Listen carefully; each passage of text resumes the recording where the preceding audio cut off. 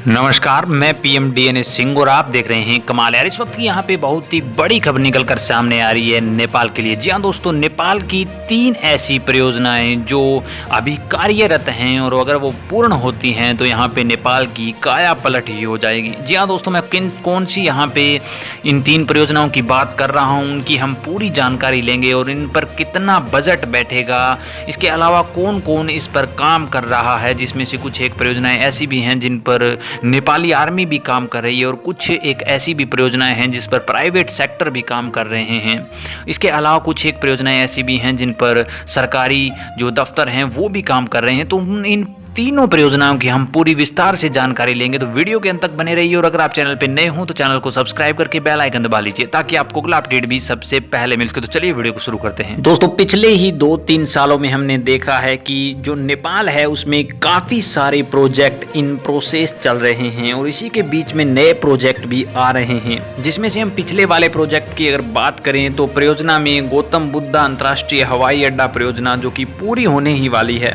कुछ अन्य जो आशाजनक परियोजनाओं का निर्माण शुरू होने वाला है और अधिकारियों को कुछ परियोजनाओं के लिए उनकी समय सीमा के बीच तेजी से करने को कहा है ताकि नए प्रोजेक्ट भी आ सकें। यहाँ तक कि कुछ विकास परियोजनाओं की प्रगति वर्तमान समय में बहुत ज़्यादा गति पकड़ चुकी है और यहाँ लगभग ऐसे 3 परियोजनाएं अभी नई निकल के आई हैं जो कि नेपाल के लिए काफ़ी ज़्यादा कारगर साबित हो सकती हैं। चलिए देखते हैं कि पहली परियोजना क्या है। तो मैं आपको बता दूं कि काठमांडू तराई जो एक्सप्रेस है उसके लिए एक परियोजना है। नेपाल सेना द्वारा 14 अप्रैल को यहाँ पे 201 में फास्ट ट्रैक के रूप में लोकप्रिय इस राष्ट्रीय गौरव परियोजना को संभालने के बाद काठमांडू तराई एक्सप्रेस के निर्माण कार्य की गति यहाँ पे तेजी से हो रही है। मैं आपको बता दूं कि 76.4 किलोमीटर मेगा राजमार्ग परियोजना 12 के जो निजगढ़ को जोड़ती है काठमांडू को। यह यहाँ पे एक्सप्रेस केवल सामरिक हित नहीं बल्कि देश के आर्थिक विकास के लिए भी वरदान बनने की क्षमता भी रखती है, जो कि नेपाल के लिए बहुत बड़ी बात हो जाती है। 175.19 अरब रुपए की यहाँ पे अनुमति मिल चुकी है इस परियोजना को और इसके अलावा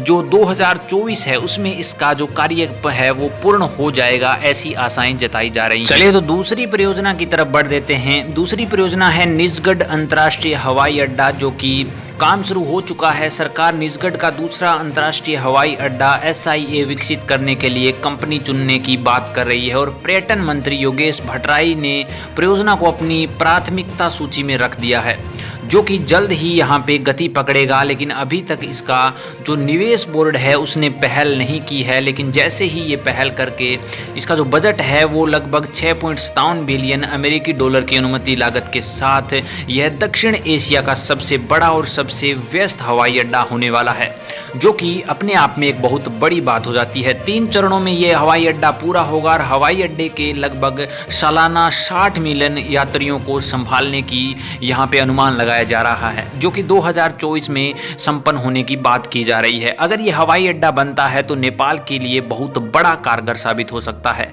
ना केवल ये पर्यटन की दृष्टि से जबकि ये पूर्ण रूप से अर्थव्यवस्था को बदल कर रख देगा नेपाल की।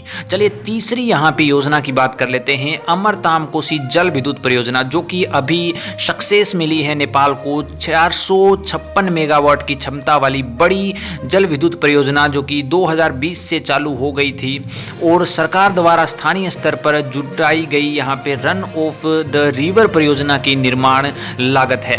मैं आपको बता दूं कि फंड के जो बढ़कर जो बड़ी थी फंड वो 73 अरब रुपए होने की उम्मीद हो गई थी और जो कि थोड़ा कम रह गया, जो कि नेपाल के लिए बहुत बढ़िया था। यह नेपाल के लिए एक महत्वपूर्ण आर्थिक महत्व है क्योंकि बिजली का उत्पादन नेपाल को एक ऊर्जा अधिशोषक देश बना देगा और शुष्क मौसम के दौरान भारत से आयात पर ऊर्जा निर्भरता समाप्त कर देगा।